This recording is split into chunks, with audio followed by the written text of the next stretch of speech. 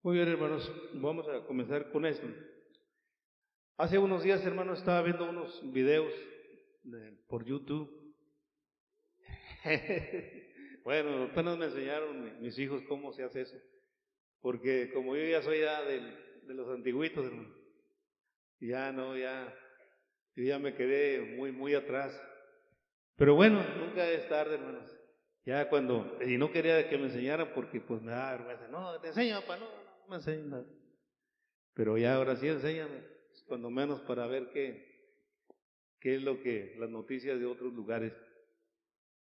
Y estaba viendo, hermanos, que Rusia y Ucrania tienen un problema muy grande, hermano, que ya están casi por hacerse una guerra, pero esa guerra no es una guerra cualquiera, una guerra normal, sino más bien una guerra nuclear, donde todo el mundo, hermanos, podría acabarse con todas esas armas nucleares, porque ahí va incluido Estados Unidos, le está ayudando Estados Unidos a Ucrania, y la OTAN, que representa a todas las naciones del mundo que le están ayudando, y ahí están, hermanos. Y entonces Rusia quiere más bien que se respeten las líneas rojas. Las líneas rojas, hermanos, son cosas así, son lugares donde él dice, hasta aquí vas a llegar nada más. Una vez que te pases esta línea, para mí es una línea roja y si la pasas, te vas a meter en muchos problemas. Y así, hermanos, estaba viendo otro video también de Jerusalén. En Jerusalén hay líneas verdes y líneas rojas. Las verdes donde pueden transitar los palestinos y los judíos, pero las líneas rojas no cualquiera puede pasar por ahí, porque son líneas rojas para los palestinos. El pasar por ahí, hermanos, o brincarse, sería la muerte para ellos. Entonces, estaba viendo yo así, hermanos, que la vida así es, que tenemos límites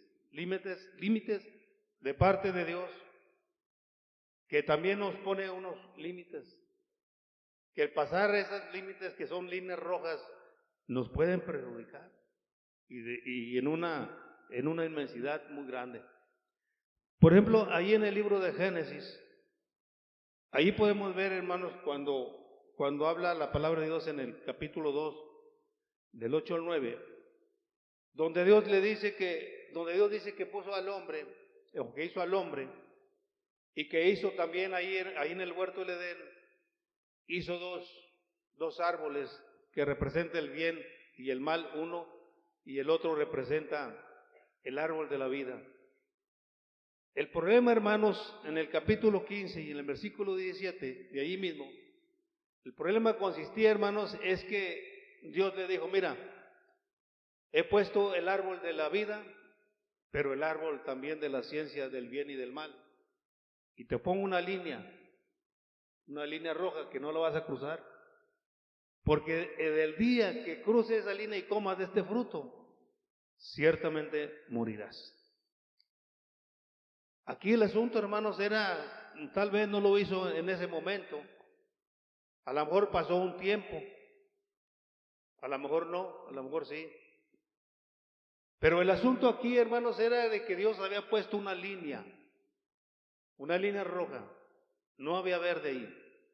Bueno, pues más bien la verde sería andar nomás en el huerto del Edén, trabajarlo, cuidarlo, regarlo. Y la vida dependía en que comiera del fruto de la vida. Mientras comía del fruto de la vida, él podía obtener vida eterna, vida en abundancia. Pero el pasar la línea, hermanos, significaba la muerte. Ya Dios le había dicho, el día que de él comieres, ciertamente morirás. Hermanos, y cuando Dios dice algo así, hermanos, es irrevocable realmente. No se puede, hermanos, hacer para atrás. A lo mejor, hermanos, el hombre de haber dicho, bueno, no sé qué es morir porque era el primer hombre, no había otros que hubieran muerto antes de él porque era el primer hombre que había en la tierra. Posiblemente hubiera dicho, bueno, ¿cómo puede morir un hombre? ¿O cómo puedo morir? A lo mejor eso se le hizo fácil también. Bueno, pues no sé qué significa eso, morir, pero ciertamente morirás, le dijo el Señor. Hasta que ya tomaron del fruto prohibido, pasaron la línea roja y sintieron realmente, hermanos, lo que es morir. Una muerte física con el tiempo y una muerte espiritual inmediatamente. Yo creo que la peor muerte, hermanos, para una persona que confía en Dios y que desobedece a Dios, la peor muerte para él es que Dios se aleje de él. Una vida sin Dios es una vida vacía, que no tiene vida, que está vivo pero está muerto. Por eso en muchas ocasiones el Señor dice, deja que los muertos entierren a sus muertos. Hay muchos muertos que se miran vivos, pero están muertos.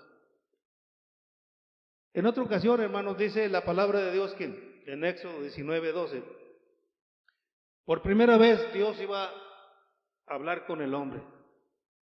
Y ahí en el monte Sinaí le dijo Dios, mira, vas a ir ahí con todo el pueblo. Y yo voy a descender en este monte. Nosotros le decimos los cerros. Antes yo pensaba que un monte, un montón de encinos. Pero no, para los judíos un monte era un cerro. Para nosotros un cerro, un monte es un cerro.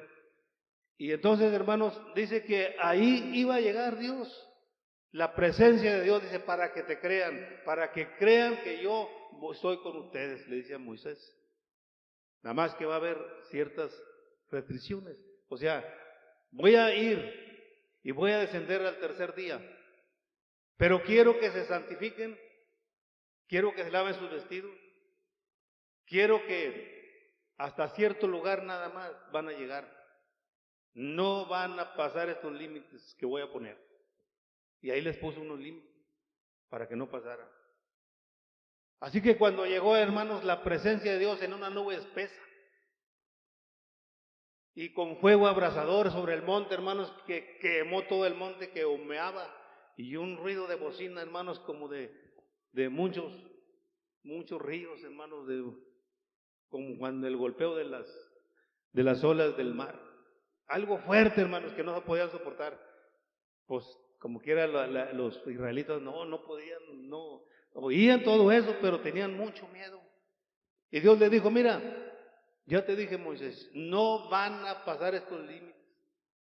Porque si pasan estos límites, siendo animal, siendo hombre, siendo lo que sea que pase este límite, va a morir. Ya sea por espada, por asaetas o lo que salga o flechas, va a morir. No, hermano, pues, como quieras, y lo más al oírlo, la gente estaba tiemble y tiemble al oír al Señor. Dice, y esto lo hago, dice, para que te crean que yo soy su Dios y que yo los saqué a ellos, como cuando las águilas llevan a sus águilas arriba, y los saqué de Egipto, dice, que crean que yo soy su Dios, que crean que realmente yo soy el dueño de ellos. Y aquí la razón, hermanos, es los límites que pone Dios. Solamente Dios le dijo a Moisés, nomás tú vas a pasar, tú y Aarón, que era el sumo sacerdote en ese tiempo. Los otros no van a pasar, nada más tú, y hay de aquel que se pase. Esas son las líneas rojas, hermano. Una vez llegó el rey, andaba huyendo de Absalón, su hijo, el rey David. Y cuando andaba huyendo de Absalón, porque lo andaba persiguiendo, entonces salió un hombre llamado Simei y lo maldijo al rey David y le dijo, tú eres un hombre cruel, un hombre sanguinario, un hombre perverso, y le tiraba pedradas y todo eso. Y entonces los oficiales del ejército, como Abner, Absalón y Eber, todos ellos, hermanos, dijeron, pues ¿por qué te dejas que te diga cosas este hombre, este perro muerto? Ahorita le quitamos la cabeza. Dijo, déjenlo. A lo mejor Dios lo mandó para que me maldiga y no saben ustedes. A lo mejor lo hizo Dios para eso. Déjenlo. Pero cuando ya después iba entrando a Jerusalén, ya que iba triunfando el rey David, volvió a salir Simei, pero ya diferente. Ya, hermanos, con comida, ya con pastas de uva, con quesos, con vino, y lo recibió. Y David no le hizo nada, no lo mató en ese tiempo de él.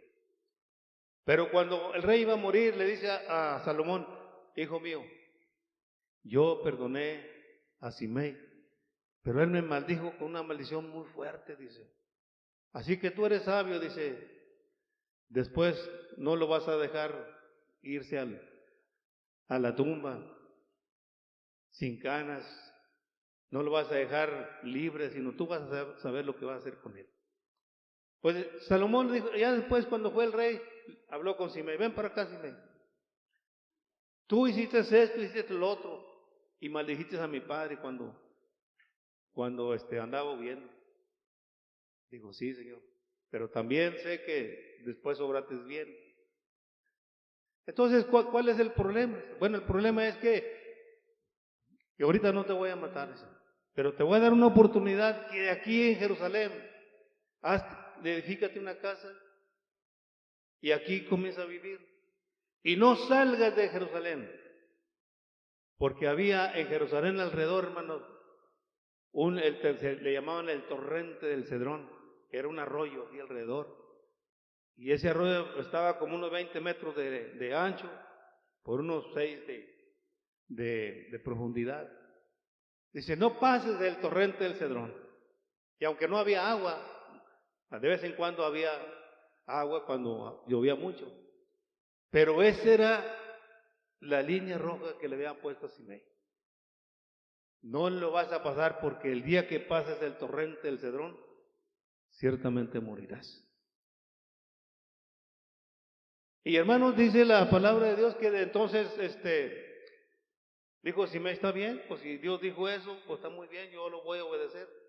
Pero a los 2 años que se le escapan los criados, y para ellos los criados eran los esclavos, se le escaparon 2 y se fueron a otra ciudad. Pero alguien le dio el aviso, dijo: Simei, tus esclavos están allá en tal parte. No, hombre, de volada, dice que se subió a una burra y se fue a buscarlos y se los trajo. Se salió del torrente del Cedrón y se los trajo. Pero alguien más le dijo al rey, no, después y le dijo: rey, ¿te acuerdas que le dijiste a Simei que no pasara el torrente del Cedrón? Pues ya lo pasó y fue por los criados, se vino porque se le habían escapado. No, luego lo mandó a llamar: ven para acá, Simei, ¿por qué no obedeciste lo que yo te dije? ¿Te acuerdas que te dije que si pasabas el torrente del Cedrón ciertamente morirías? Digo, sí. ¿Y luego por qué? ¿Por qué no obedeciste? Así que tu sangre sea sobre tu cabeza. Mátenlo, hermanos, el asunto es esto, que pasar una línea roja que ya está prohibida, es mejor no pasarla. Te metes en muchos problemas. Por eso las naciones, hermanos, solamente los aviones que son de pasajeros pueden pasar si tienen el permiso de pasar de una nación a otra. Pero aviones de combate, aviones de guerra, no. ¿Qué va a hacer un avión de guerra a otro país? Ya una vez que pase un avión de guerra a otro país, lo toman como una agresión. Está pasando la línea roja, ellos tienen ahí en el espacio, tienen sus medidas. En el mar tienen sus medidas, sus líneas rojas. No lo pases porque, o sea, primero le advierten antes de que llegue a la línea roja, te estás entrando muy cerquita, te estás metiendo en problemas.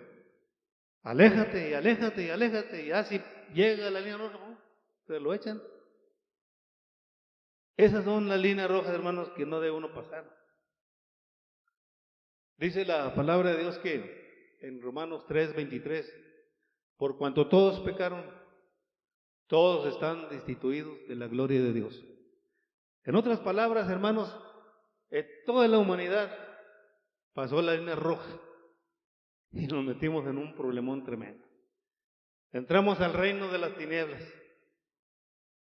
haciendo y viviendo conforme al mundo, una vida corrupta, una vida desagradable a Dios.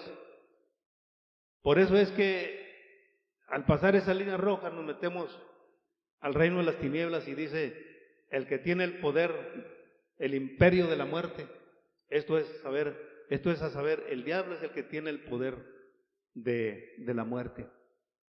Dice, ahí entraste. Y entonces por eso dice la palabra de Dios que nuestro Señor Jesucristo dice que Dios amó al mundo, o sea que lo amó tanto así que mandó a alguien para entrar a esa línea roja y poder salvarlos. Nuestro Señor Jesucristo vino al mundo, dice, para que todo aquel que en Él cree no se pierda, mas tenga la vida eterna. Entró a esa línea roja, en el reino de las tinieblas, pero Él entró como la luz. Él entró como la luz para poder darles luz a la gente y enseñarles que a través del Evangelio, que a través de su gran sacrificio que iba a hacer, Él les daba la oportunidad a todos. Por cuanto todos pecaron, dice, todos están destituidos de la gloria de Dios. Pero ahora dice, yo vengo para darles vida y para darles en abundancia. De manera, hermanos, que nuestro Señor Jesucristo se metió a esa línea roja donde impera el mal para sacar a aquellos que estaban esclavos por el diablo, los oprimidos por el diablo, que a sus presos nunca les abrió la cárcel. Y que por eso dice, la luz vino al mundo, pero el problema es que los hombres amaron más las tinieblas que la luz. O sea, no quiere decir que todos, los que creen en el Señor, pues aman la luz y salen de ese lugar para entrar al reino de Dios. Y entonces lo que pasa es que nuestro Señor Jesucristo comenzó a enseñarles que Él era la única salvación para el mundo pecador. Era el único camino para entrar al cielo, para sacarlos de allí. No había una forma de sacarlos más que creyendo en Él. Y por eso dice en San Juan 8, capítulo 21 y 24, le dice, cuando ya estaba hablándoles de la salvación a los judíos, dice, si no creéis que yo puedo salvarlos o que yo soy el que los puedo salvar, en vuestros pecados moriréis. Él mismo le decía, yo he venido para salvarlos, vine a rescatarlos, vine a darles vida y vida en abundancia, pero tienen que creer en mí. Mi Padre me envió y yo vengo gustosamente para sacarlos y ayudarlos, para sacarlos de este lugar de las tinieblas, para que entren a la luz. Y entonces nuestro Señor Jesucristo dice, si no creen que yo soy o que yo puedo salvarlos, o no creen en mí, porque muchos no creen en Él, y muchos no creyeron en Él, muchos judíos no creen en Él. Ellos todavía esperan otro Mesías, otro Cristo. Dice, si no creen en mí, dice, en vuestros pecados moriréis. Esa es una línea, güey. Es una línea roja. No crees en mí, güey, te vas a morir. Por eso dice, el que cree en mí no es condenado. Sales de la condenación a la salvación y eres una nueva criatura en Cristo. Pero si no crees en mí, si no quieres creer en mí, como quieras, ya estás condenado. Porque realmente ya estás condenado, vives en las tinieblas. Dice, y el que no cree, dice, ya es condenado. De veras, hermanos, que lo peor que puede pasarle a una persona que rechaza la salvación del Señor es un insulto a la majestad divina. Es un desprecio, hermano. Es algo aborrecible. Es un desprecio, hermanos, a Dios, que le está dando todavía a su Hijo Jesucristo. Y que Él va a morir por Él. Y todavía comienza a poner peros y condiciones. ¿Y tú quién eres? A ver, muéstranos quién eres. A ver, haznos una señal. ¿Qué señal más quería, hermano? Tantas señales que hizo, sanando cojos, a los ciegos les dio la vista, a los leprosos los sanó, y a muchos resucitó también, dando la evidencia que Él es la resurrección y la vida. Pero muchas veces, hermanos, la gente no lo entiende así. Prefiere vivir en las tinieblas que vivir en la luz. ¿Pero por qué? Dice, porque sus obras son malas, son malos. Son malos como la carne de puerco, no, realmente no van a cambiar. Dice. Entonces, aquí debe haber un cambio, hermano, un cambio de mente, un cambio de corazón y un agradecimiento. Señor, de veras que eres muy bueno, gracias por haberme salvado, porque no lo merecíamos, hermano, no lo merecemos. Dice, porque estando muertos en vuestros delitos y en vuestros pecados, en Efesios 2, dice, Dios tuvo misericordia de ti y te dio vida a través de Cristo. Por eso dice, por gracia eres salvo, no porque te lo mereces, nadie se merece nada. Pero Dios, que es rico en misericordia, dice, te salvó, no por obras de justicia que hayas hecho, sino por su misericordia. Estando muerto en tus pecados y en tus delitos, Dios te dio vida. Si la quieres, si no quieres, Dios no va a obligar a nadie. Lo puede hacer si Él quiere, pero ¿para qué quiere gente que lo malo lo va a adorar o lo va a recibir por la fuerza? Por eso yo cuando les decía yo de las ofrendas, no es obligado, no es a fuerzas, délo voluntariamente, porque a la fuerza, hermano, ni los zapatos deben entrar. Hermano. Dios siempre quiere personas que lo amen a Él, no porque les dé la salvación, sino porque Él tiene un buen corazón. Como dice en la primera de Juan, hermanos, me parece que el capítulo 4, mirad cuál amor nos ha dado el Padre para que seamos llamados hijos de Dios. Mirad cuál amor nos ha dado el Padre, no lo merecemos, pero por su gracia somos hijos de Dios. Así que, hermanos, la conclusión de todo esto, hermanos,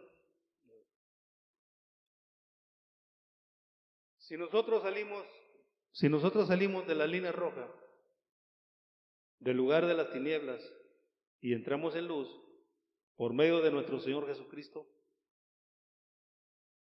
quedémonos ahí. Porque si después voluntariamente cruzamos otra vez la línea roja para estar en las tinieblas, morirás en tus pecados, sin esperanza, sin Dios y sin salvación. Porque hay muchos que salen de la línea, de las tinieblas a la luz, pero después vuelven a brincar otra vez el charco, o sea, la línea. Y lo hacen ya voluntariamente. Voluntariamente quiere decir que estás consciente, porque recibiste la luz, pero no quisiste andar en la luz, te brincaste otra vez. En tus pecados morirás.